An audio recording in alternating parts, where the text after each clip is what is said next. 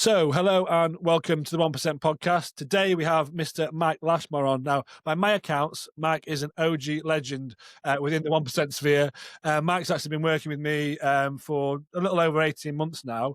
His journey and story is super powerful, and we've actually had a chat like this probably about 12 months ago, but I wanted to get Mike back on because been through a lot, got lots going on, been on quite the journey of personal development, and he is still working with me and we are still doing some really, really cool stuff. And I think there's two parts of the conversation. One, it's about recognizing where we're at and wanting to change and the work that goes into that. But also the whole thing about being an ongoing project and a journey to sort of better yourself. And yeah, Mike's in the coaching process, but I think he's really embracing that in terms of his own personal development. And so it's a really great conversation story around that. Before we jump off, Mike, do you want to just introduce yourself, a little bit about you, who you are, what you do? Yeah, thank you, Luke. Obviously you said my name. So I live in the New Forest. I've got a wife and two young boys. I run my own business called Rockingham Partners. We set up probably about 2 years ago now. We help independent hospitality businesses, so manage hotels, advise and consult on those. So yeah, that's me. Lots going on, right? Yeah, absolutely. Lots going on. Well, let's, as I usually do with these conversations, rewind, let's say 18 months into the past, because it's a good place to start. And I think you'd maybe followed me for a bit on LinkedIn. I think maybe seen a post of somebody else's about their experience. Decided to reach out for a chat, to see if I could help. What was going on with you back then that made you think, right, I want to have a chat with someone like me, a coach, that kind of stuff? Yeah, it's good to look back then, actually, because it seems like a different lifetime now. Yeah. Yeah, about 18 months ago, when we first had a conversation, I'd been 6 months into setting up my own business. So a real leap of faith. I've got a family, mortgage, all those kind of things, and set up this business. And it was a mixture of excitement, exhilaration, but also a bit of a bum twitch. You got more taking on that. And I was really into that. So yeah, that was my number one priority, because I didn't want to let the family down and, kind of us, not being successful. So I completely prioritized that. So I was, the guy I set the business up with, we were WhatsApping each other every 5 seconds. I was just not present on a weekend. It was sacrificing my whole family and whatnot. And, alongside that, my health, I hadn't really looked after for years. And there was a combination of, a bit of lethargy, a bit of tiredness, always being quite busy and career focused anyway. So not having the time to exercise, or so I thought. I'd have friends who would tease me and call me fat and whatnot. And actually, for quite a long time, I'd look at myself in the mirror and not be happy. Mm-hmm. And that probably, I think that affects your self-esteem. So, on the weekends, I'd spend time with the kids, probably be a bit ratty. I'd classic on a Saturday afternoon, I'd probably want to watch a movie with them, knowing that I'd probably fall asleep after half an hour on a Saturday afternoon. Yeah. And, at the time we got in contact, I think you reached out to me actually on LinkedIn. Yeah. At the time I was kind of thinking, I don't want to live my life like that.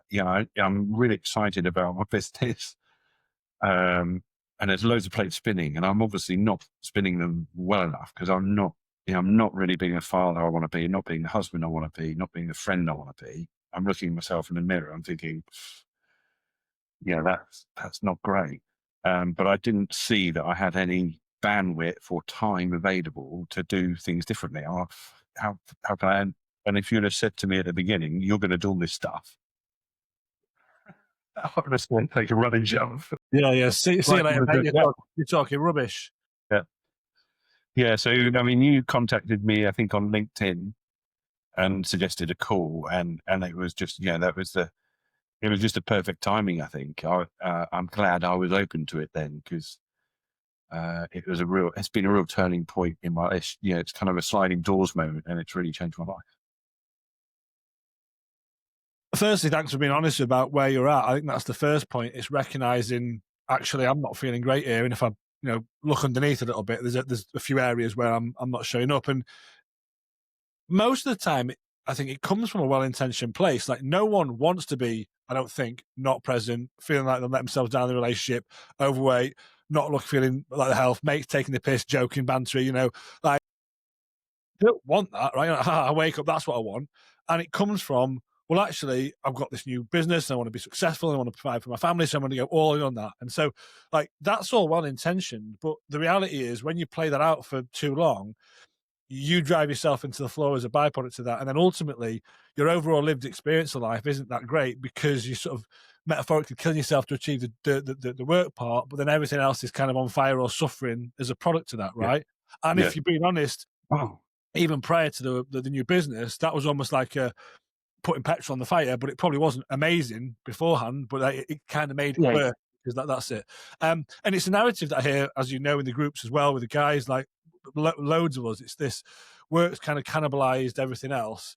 And then the dichotomy of, well, I kind of know I need to do something, but ow, what the fuck? Like, I'm so busy and I've got any time. And, conceptually, I'm aware that I need to do some things to address this, but I can't see how I can fit it in or see the wood for the trees. So you stay stuck or end up in this loop and then probably use another compounding bad habits to make yourself feel better within that, right? Yeah. Well, absolutely. I mean, if you look at pretty much if your formative years as a child, you go to school and learn stuff. You get taught how to, Yeah. get your qualifications for your job. You might go to university and such like. So most things in life is accepted that we need to learn lessons, and actually we spend a lot of our formative years learning how to do things. But what no one does, and there's almost sadly a bit of a stigma, and especially against around us guys, is actually taking a step back from your life, putting up a mirror to yourself and actually getting some help and coaching and challenge in what your operating model is. That's a bloody good idea. Why Yeah. not do Yeah. it? Well, yeah, because we're taught how to do lots of other things, but like I guess living your life, having good routines, having good boundaries, and you kind of just fall into patterns of behaviour, and hopefully it'll be Yeah. okay. And I think some people naturally gravitate a bit better, and others less so. In my experience, and possibly because I work in an echo chamber, like it seems that lots of people don't know, and it's a bit of a struggle. But I think the real rub is, and I hear this. Or first world problems. Well, everything's great, really. Well, if you feel shit and you're unhappy, doesn't matter if you've got all the material stuff. You feel shit and you're unhappy, like, or discontent or not as content as you would like to be, and that's not a first world problem. It's a pretty shit problem, and but sometimes you get stuck in it and go, well, maybe I'm all right, really. It's like, well, no, if you don't feel great, you're not. But Yeah. the tricky thing is, like you say, is well, how do I address? What do I do about this, right? Yeah.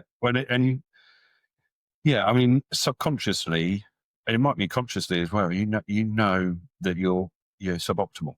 Actually think could be better. You also tell yourself lies. I mean, I used to tell myself lies and laugh about them now. But one of the lies I used to tell myself is, okay, yeah, so it's okay if I'm a bit chunky and overweight because actually I've got a natural athletic ability. So when I do turn around to doing some exercise and whatnot, I will get fit really quickly because I mean, it's just complete rubbish. It Yeah, is complete rubbish. But that telling yourself that lie makes you feel better, but it doesn't address any of the problems. And actually, you kind of think, and as you go through life, when you have children, you start to be more aware of your own lifespan and yeah, actually the ability of your own life. And that helps focus the mind. Actually, you want to be a good role model to your children. You also want to enjoy the experiences that you have with them. yeah. And hopefully it makes you, okay. And that's predicated on your health, right, and how you show up. Because Partly, yeah, definitely partly. But also just, not wanting to be lying around on the sofa and eating crap and actually, sometimes not being in control of emotions in a way you like because you're tired and stressed or whatever. So it's, all of the above really. yeah, the thing you mentioned about the role model, there's a sort of a concept that I was thinking about, which is like, you were already a role model, right? If you've got kids and Yes. wife and others, you are a role model, right? Yeah. It's Yeah. just Yeah. choose which one you want to be. And I think Yeah. that's a really powerful one because it's like, well, yeah, no matter what, everything you do, there's little people watching, and Yeah. so like good and bad, and none of us are perfect. But I think what we want to be able to do is say, I'm as best I can being a good role model for those little people, right? And so our Yeah. behaviour we do now, it's not only, of course, they acutely affect how we show up and how we feel, but equally, it's starting to model. things for other little people as well, right? Absolutely. One of the, obviously I'm much healthier and fitter now than I used to be. And loads of things about my life are better. Pretty much every area you could say, yep, that's loads better. But one of the things that, really, really affects me and I'm really proud of is I feel like, not all the time, but I'm definitely much more the role model I'd like to be. And the relationship I have with my children is much better and different and positive, and it kind of, and then it becomes a bit of a virtuous circle. You feel better about those things, Yeah. and therefore you do better, and it just keeps going. And I think, if I was going to stand here right now and say, this is the number one benefit about it for me, it's that, being the parent that I wanted to be. Yeah. That's where it kind of cascades everywhere else, right? Because if you're feeling more present, engaged, content at home, you're feeling healthier and happier, you're setting those good examples, you've got the energy, not just putting a film on and hoping that they just watch it and you fall asleep, like you say. Like, well, then you feel good, that gives you space. But then the version of you that's doing that, when he wakes up in the morning, does a bit of exercise and gets off to work, he's going to be a completely different headspace to the one that fobbed his kids off in front of an iPad and half a bottle of wine and tried to ignore him just to grind through, right? Like Yeah, that. I'm not saying you, Mike, I'm talking about the royal you, right? But yeah, that version, there's no question he's going to perform better at work. Like we were just talking about this offline. I was talking to a friend about like the work that I do and work with some senior guys, and he was a bit like, "Well, how can you help them do X, Y, and Z? They're pretty senior in a financial services firm or something like that." And I said, "Well, I can't give them advice on how to run their cohort, their business unit. But what I can help them do is the bit we just described there. And so to think if someone's got a better home life, they're present, engaged, they're healthier, they're more focused, they're sharper, they're getting up on time, their work performance will increase. There's no question, right?" yeah, absolutely. And that's borne out. We have that WhatsApp group with all the people on it, and actually, and I've been up. I'm probably one of the oldest guys on there Yeah. now, or serving guys on there. So you see the same patterns coming up, and it's really empowering. One that actually everyone speaks openly and shares some amazing stuff. The amount of courage and bravery I've seen on there is inspiring. But actually, when it comes to it, whether it's CEO of a big law firm or anyone, all of us have got the same biology, and actually turns out we've got very similar problems. And being out, and that kind of WhatsApp group is really powerful because actually we all kind of muck in and help each other, which is it's a real positive. So, and I would obviously I'm biased, but I would totally agree. But it's the power in. I talked about this a lot. I think a lot of people, when maybe the place you were in, Mike, we're talking about not feeling your best, struggling with stuff, feel like you're letting yourself down a bit. You've got a version you want to be, and you're not being that version, and all that stuff. We think it's just you, and the reason you think that is because everyone else, you see their polished veneer exterior. You don't see all the shit that you have going through in your head, they have in their head, and all the things that they're committing to. So you're, oh yeah, they're pretty switched on. If you get in a process where that kind of mask is ripped off in the right way, you're like, Yeah, oh, it's not just me. yeah. Everyone else has got the same shit. And it could be senior CEO, or it could be Dave who's running his smaller business, whatever else, or someone ex probably mid-management. It doesn't really matter what the job is. Like, oh my God, it's the same parallels. Well, I thought being that seniority, you'd be, no, you've got the same stresses, same people pleasing, same worries, same imposter syndrome. He's Yeah, got imposter syndrome, yeah. yeah, And you go, oh, there we go. Thank God for that. But then yeah. I want to wallow in pity. It's like, well, right, well, we're all going through shit. What are we going to do? And I think that is a powerful place to be, I believe. Yeah, and that's the choice I made. When we had that conversation, and you kind of in front of me, that's the choice I made. Like, am I just going to carry on, just muddling through, knowing that I'm not at my best, I'm not the best husband, I'm not the best parent, friend, business person I could be, am I going to make the most out of my life and experience and enjoy the experience as much as I possibly can? And that's what I chose. I didn't want to miss out. And mate, you've very much done that, right? And like I say, it's a pleasure talking to you today. And that's kind of the next bit I wanted to move on to. So as we sit today, 18 months on, we've been working together for a long time. Like, What, I guess, have been your key learnings? Because you sort of said, I think if you had the version of you sat next to you now, Mike that we spoke to 8 months ago, I think you'd feel and look like a very different person, right? So what have you learned throughout this process so far that's kind of like impacted you? Well, one, I'm going to have to spend a lot of money on clothes because I'm going to need to buy a whole new set of jeans, which are a lot smaller than the last lot. So, but seriously, I think it's like, I think one of the guys early on said he had an acronym, AMWAP, for as many wins as possible. Yes. Sometimes the danger is kind of, and there's one of the books we read on that was part of the reading on the course, was kind of the danger is you look to the horizon, and as the fat, tired, unhealthy version of me looked at the horizon of where I am now, it would have looked like insurmountable. Oh Jesus, I'm never going to get there.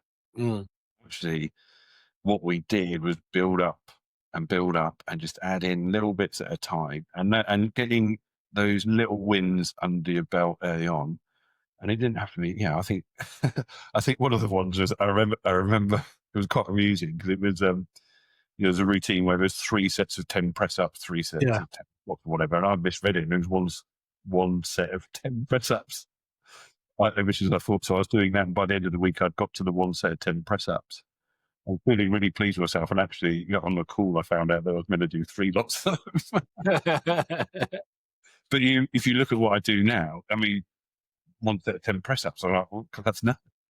But if I'd have looked at what I'm doing now from then, that would be no chance. If I'd have said, Mike, you're gonna be doing that, you'd have just you probably wouldn't even. You'd have gone, this guy's a fucking idiot. What's he talking about? Yeah. I mean, what I do now, I do more. There's a joke that you're Mr. Norwegian, and just for context, right? There's a sort of a VO2 kind of hard hit style workout called a Norwegian, and it's 4 minutes of really 80% heart rate exercise followed by 3 minutes rest times 4. Mike is, like, within the group, just as a bit of context, got the nickname as Mr. Norwegian because he does these religiously and he nails them. And so, but what I said joking is, could you imagine you 18 months ago doing that, and now you're like, boom. I mean, they're hard, but you love it, right? Which is amazing. Yeah, I mean, I've got a Peloton bike, which I had before I joined 1%, and I remember, I could see the history of the scores, and it's useful. That's the other thing, is looking back, not looking forward, back, and looking and recognizing what you've achieved. Because quite often, and people will do it regularly, is look at what they're not doing rather than what they have done and what they are and where they are compared to where they were a month ago, 2 months ago, 6 months ago. And when I first started doing the Peloton bike, I was maybe hoping to get a score of 200 in half an hour. Now, my record more than double that. It's like 450 or something. It's complete, and that is a nuts amount of difference. So, I certainly would have put myself off if I looked to the horizon of where I am now at the beginning. But actually, if you break it down and just get little wins, build them up, it's eminently possible, as I could evidence. Yeah, and this is very practical in terms of the physical side of things. All of your health metrics have improved kind of across the board, right? And that's that slow incremental building up. But then once you've got those foundations, you sort of know how to flex and flow. And life happens sometimes, and you can't be Mr. Norwegian, but that's okay because you've got, I guess, a backbone and a framework to fall back on. If we'd gone from 0 to that at first, for the physical side of things we work on, you'd have just been like, no, I can't do this. It's impossible. And in a way, although we joked about it, 1 set of 10, that was probably where you needed to start, actually. Yeah. At the end of the week, you're like, well done, me. And there's no belittling there because it's like, well, fine, that was probably actually good enough because 10 was fucking hard for you. And there's nothing wrong with that. It's just that's who you were. And I have other gents who start who even that would be a struggle. And I'm failing. No. What can we do? And let's start there and achieve that. Because if it feels like you're smashing it against the wall, it's too hard, and all you need to do is lower your ego to achieve it, and then you're off to the races, right? Yeah. I mean, it was 10 more, or however many more than you did last week. Exactly. And one thing I have learned really is to try and let go of our boys. Find that difficult to do at times, but I've certainly learned to be better at actually managing that. And not letting that get in the way of my life in all walks of life. It's kind of it's not just in the sense of exercise, but it's quite pervasive. So yeah. You mentioned looking back versus looking forward, and I know we discussed this and that concept is based off The Gap and the Gain, the book that we read and some of the work that we do in the program around that. Can you speak to that? Because I think it's been quite, and this is more recent, right? But I know that's been quite powerful for you in terms of like thinking and reframing stuff, right? Yeah. Yeah. I mean, there's quite a few areas in my life where I'd kind of, but in my business where I'd like to get to, but all sorts of, I mean, it's quite easy to be dissatisfied with what's on the horizon and analyze, okay, well, I'm here now. And actually I haven't done this or achieved that. And I'm a bit frustrated. And I found naturally that's my tendency. I kind of look to the horizon and the problem with looking to the horizon is you never actually you can't get to the horizon. You don't get there. No. Because if you want a new car, well then you There's get always a better one. There's a better car available, or a new house or whatever So, and actually, one of the jokes I had in my business was we'd surpassed our initial business plan by quite a way. Sorry. Yet I was frustrated that I hadn't reached the new horizon. And I think, that emotion that you have about being dissatisfied about that is incredibly unhelpful. Mm. And you also, you start to worry about things, you put it, all really unhelpful negative emotions. And actually, if you focus on, okay, let's take confidence from the gains we've made. Okay, by all means, have a strategy, an overall plan of where you might want to get to, but actually spend not a lot more time thinking about what you've done and how successful you've been, and take the positives from that. And actually, you feel a lot more balanced about life. And actually, you tend to be more. And it's proven the case in my business. We're now being a lot more successful now that a much more positive mindset has set in.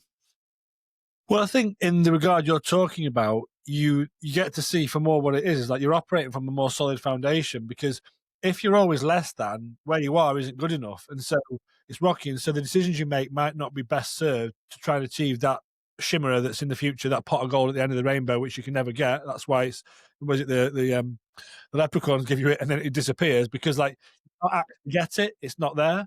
Yeah. And it's not also to say, to be clear, that we don't want worldly pursuits, goals, and focus. That's also really important. But if you're always comparing yourself to that version there of the business, yourself, whatever it is, well, then you're never going to be satisfied with what it is today. And actually, if we do look back and go, bloody hell, there's a lot of progress there. I would similar to myself in the business today. I was like worrying about X, Y, and Z. Then I was like, hold up a second. In the last year, you've launched a new initiative. There's a podcast. There's like, well, just chill out, But we all do it. But I think the more we can reframe and do that, the better. And you'll see it in the groups as well. Like it's super common for the gents I tend to work with, because we're driven and focused and we want to achieve. But you can end up kind of half torturing yourself because you're not really enjoying right now and not giving yourself credit for what's happened. And that can be in the macro, but also the micro. Oh, it's been a shit week. And you'll know a lot. Yeah. Has it? Why? Well, I haven't done anything. Really? Oh, well, I've done this, and this. Okay, but I missed that. Okay, fine, we can talk about that. But what about those 5 things you just listed? Oh, okay, fair enough. But we're brought up, that's kind of, we're brought up from an early age. That's kind of almost drummed into that. It's looking for your deficiencies and fixing on them, rather than actually giving yourself credit. And we always think get arrogant, and it's not. We're not comfortable putting credit where it's due. But we actually getting more comfortable with that is a really good way to kind of progress. It's really made a difference for me. And I think it's that sitting in that place with slightly dichotomous thinking, right? Because part of what we want to do for ourselves is go, well, that hasn't worked, be that myself, a habit, a behavior, something in the business, and we need to interrogate it. It's not just like, oh yeah, that was shit, haha. No. Like we need to be critical and look at things objectively and analyze our part in stuff to be able to move forward. That's just as important. But at the same time, there's always going to be some good things and what we've learned and all the rest of it. And it's been able to sort of almost have those two pieces at the same point. But I think what we often do is ignore the good achievement bit and just focus on the bit that hasn't happened. And I think it's so important that we have both, because otherwise you end up just constantly berating yourself. Yeah. and that's our psychology as well, isn't it? We're naturally negative. Our brain is negatively biased. So actually holding up that mirror, you holding it up to us, but also the other people on the program. Every once in a while that needs to be done. And even though I've been in it for 18 months, and occasionally I need to be reminded of that too. Totally. More. Given the fact that we've been in the program a while now, Mike, and I mean, I do have clients that stay for quite a while because there's value, there's a part of the process. But like you're joking. Like, I've also got another client who's worked with me on and off one-to-one for about 5 years. So you're not the oldest one, but like within the format there. Because let's say someone might be listening and go, well, I want to sort myself out. I don't want to have to be in a coaching program for 18 months. Like that seems like too long. Like, so what would you say to someone like that if they were like thinking, well, why are you staying within this process for longer? Like what are you getting out of it that makes it worth staying, Yeah. Yeah. And to answer the other question you're kind of almost raising there as well is, some people are much more transient and they kind of build some building blocks and they go off into the wide world again. Yeah. Some people come back after a time. Yeah. So you've seen that and whether it's a top up or whatnot. I mean, I guess for me, I just kind of felt, like I almost said earlier on, you get kind of training and coaching and you go to school and stuff like that. Yeah. My life is constantly loads of plates to spin. There's loads of things that I just don't get right. And I want to hold myself accountable. And yes, sometimes there's some people that you make good relationships with a group and they disappear, and sometimes that's quite hard. But actually, I've just felt I want to stay and be accountable and keep challenging myself. And I don't think that journey that there's you never reach the horizon. No, exactly. Well, equally for your self development either. There's always areas that you can work on and improve on. And I kind of want to kind of stick at doing that. The analogy I give here is that, let's say someone's into golf, right? And it's provided they can afford it. Do you reckon they'll be able, like on their own, going to be the best golfer in the world? No, they probably have a golf coach for the rest of their life, right? Because like they could always improve, right? And so that conceptually makes sense. But then something like this, maybe it's like, well, I want to be able to live my life on my own. Yeah, totally. And you could. If I got hit by a bus tomorrow, you'd be fine, right? Yeah, and you'd be thriving. You'd be making amazing progress, and that's commendable and exactly the whole point. But I think the other part of it is, and this is why I've always got a coach / therapist or some form of coaching in my life, having an avenue where we can challenge ourselves, look at our behavior, look at our part in it, micro and macro, I believe is just truly powerful because it gives you a vehicle to help yourself be better. And I know there's some conversations we've had and some of the stuff we've talked about, Mike, that if you're Mike 18 months ago heard that, you'd be like, who the fuck is this guy? What's this about? And I know for me, like, if I'd met me 5 years ago, I'd be like, what? Like, the old me would be like, who the fuck is this bloke? Like, Yeah. I think that's in a really good way, right? But that's a product of talking, being open. And of course, you can do some of this stuff at your own. But a powerful part, I believe, is having a coach. And this isn't just to work with me, it's any sort of coach, is that it's that mirror that goes up and then being able to look at our part in things and challenge that, right? And I think your friends can do that to a bit, your partner can do that a bit, but I think having a very objective person who's in your corner but can go, really? Or actually, mate, chill out. I think, you're being a bit hard on yourself there. And then most importantly, what we're going to do, I think that's powerful, right? And I think it allows you to sort of keep on that. If you want to do Project Mike, that's what we're working on, right? Yeah, absolutely. I mean, it is I don't know if I like the kind of phraseology, but it is a safe space. There's no vested interest in our conversations. No. So that, actually there's been plenty of times where I've, there's some, bigger bits in my life, which I've unpacked and, through this and, the private one-to-one sessions we've had. But equally, there's times where, I'm this week on a call, I couldn't keep control of my emotions. I was really affected by something. And that just goes to show you 18 months in, there's still stuff going on that you deal with. And I think Totally. that's ongoing. Kind of you talk on an airplane, you go get the oxygen mask for yourself first, and then help out everyone else. And it's I almost see some senses you might feel a bit guilty, self-absorbed or whatever doing that. But actually, I think it's great if I can make myself the best I can be, and I think I'm not shy in getting some coaching to do that. then it can only have a positive impact on all the people around me too. Totally. And I think for me, that's the real powerful bit is taking care of yourself, you aiming and working to be the best that you can be. Everyone else will get a better version of you as a byproduct of that, right? And I'm not saying that like we're both perfect or no, I fuck up all the time, as do you, right? But equally, if you're in a process where you can go, I fucked up, right? What do we learn there? What would I do differently? I know I didn't shower myself in glory there, right? Well, can we just like unpick it a little bit and work out what and why? And sometimes part of the personal growth is actually the more powerful bits is fucking up, recognizing a pattern of behavior that's not working, addressing it and learning from it, and then also reconciling whoever you fucked up with that, in the right way. And so. But I think if you haven't got a way to at least be held account, and I don't mean in a wagging the finger, but in a something just to check yourself and your behaviour, you can do that, but it's harder to do that, right? And so I think what's been, I guess, beautiful about the process you've been through, Mike, and where you sit today is you've really owned that. You've always come, you've always been honest, you've always talked about it, you've shared really big stuff, small stuff, the whole lot, and then the results speak for themselves. And it's that honesty and openness, being open to be able to be challenged and talk about it, and then being open to doing something about it, right? And I think when you're in that process, that feels good because no matter what's happening, we can use that as a catalyst to hopefully be better and show up better and help the people we love, Yeah. I agree. It's something that doesn't come easy, that openness and transparency. And you said, when you first come on, there's people on the call and whatnot. But then, what you quickly find is, there's a whole lot of other people doing it.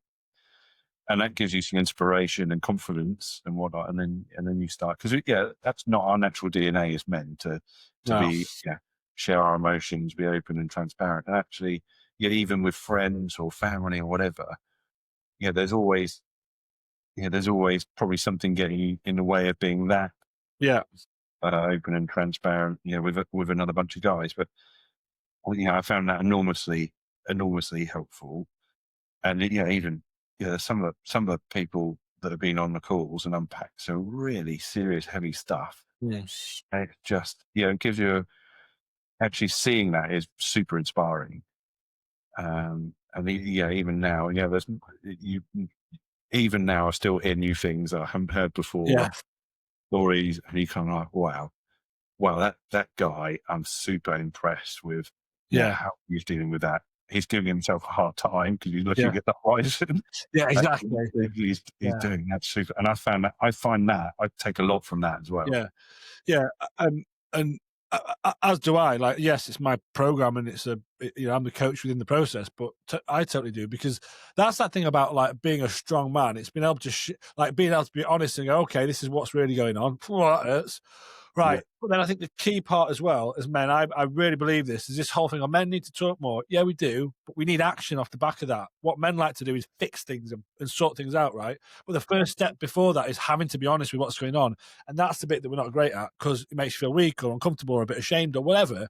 But once you go, it's out, right? Okay, it's in the wild. Well done. That's stressing me out. This is what I'm doing. Okay, what can we do? And that might be something tiny, it might be something big. It doesn't matter. And I think coupling those two bits together, I believe, regardless if it's a program or not, that's powerful. It's like, be honest with yourself and where you're at, whatever's going on. Once you've done that, what can you do? And there'll always be something. And I think that's just a more empowered place to behave from, right? Yeah, and actually some things of this week on the call we had, the group call we had, there was something that completely took me by surprise, and I kind of I kind of had to take a break from the call for a minute, because I was struggling to, and I wasn't even expecting it. I didn't know something else I wanted to talk about, but and then all of a sudden I was like, wow, I can really feel the emotion building. I mean, I was like, well, we're going to have to take a break for a second. Can you move on to someone else? Because actually sometimes, talking things through, you actually then really understand how it's affecting you. And that was a massive surprise, and that is really useful. And that's the kind of, that is it's almost like a special environment. I wouldn't have that conversation with a mate that, we talk about the football on the weekend, and then all of a sudden I'll break down about something else. It doesn't happen. No, but because you're in a place where everyone knows that they're there to talk about stuff, and it's not like we sit around, crying into our cornflakes all the time. But when something like that happens, you're given the respect and space to be able to see what's going on, and then we can talk about what's going on. And like we discussed, that was an indication for you. Oh, this thing was impacting me more than I actually thought I was giving it credit for, and so then we can use that and understand that and use that to move forward. But if you're not able to have a vehicle or an outlet for that, that'll just bottle up and come out somewhere else. You know? Yeah, yeah. I mean, a lot of it is about, okay, and this isn't quite on track, and I need some help and get back on track. So this was quite an unusual week. But. Yeah, but I think it's a good thing though, like we said, because again, I don't think Mike 18 months ago would have shared that or talked about that, or if he'd have felt it, it'd have been bottle it. No, I'm fine. Whereas he went, well, I'm going to let this happen, and now we know there's something we can talk about, after as well, like what's going on, and we can use that, Well, what that did is it provoked more conversations at home later. So, my wife and I had a fantastic. It kind of started the ball rolling for me. Then, okay, well, I've said about it once. Now I can say it again. And it kind of we had a fantastic conversation, for a good few hours that night about that, and then loads of other stuff. And that was so that was hugely rewarding. And if you hadn't been able to share that, regardless with the group, but didn't even recognise that was going on, that conversation wouldn't have happened. And you see what I mean? So it's absolutely being more conscious and intentional about you, your feelings, what's going on, how you show up. Mate, the results speak for themselves. It's the version of you that's talking to me now. Is there more work to do? Yeah, we're working on that, and that's the point. Mike, it's been a pleasure. We've had a good old chat already, so I don't want to take up too much of your time. Thanks for coming on again. I love talking to you. I love working with you, and it's a pleasure. Let's just say someone is sitting listening to this. Perhaps they were in the sort of same headspace that you were talking about when you first reached out to me, or even somewhere in between. What would you say to someone in that kind of headspace? Like, I don't feel great. I'm not in the best headspace. Maybe not as healthy as I want. Can't quite see the wood for the trees. Like, but they're almost like maybe scared to sort of move forward and do something. And whether this is to work with me or not, just objectively, what would you say to someone in that kind of headspace? Yeah, look, this is not a dress rehearsal. Like the year ticking by, once they're done, don't miss out. Suck off your ego. And give it a go. I mean, if it doesn't work for you, fine, sack it off. Yeah. I would bet you a pretty decent sum of money that if you give it a try, you will be hugely rewarded. Well, thank you, mate. And look, like as you sit today, the results speak for themselves. We'll get you on in another year or so. Whether we're still working together then or not, it doesn't matter, but we'll definitely get you on again, mate. I've loved talking to you, and I really appreciate you taking the time. And I know anyone listening will get a load of value out of this, so thank you. If anyone is listening and they are interested in having a chat with me about how I can help in the process, like we've talked about with Mike, drop me a note in the comments or find me a DM and we can have a chat. Otherwise, we will see you all next week. Cheers. Thank you. Thanks, Mike. Thank you.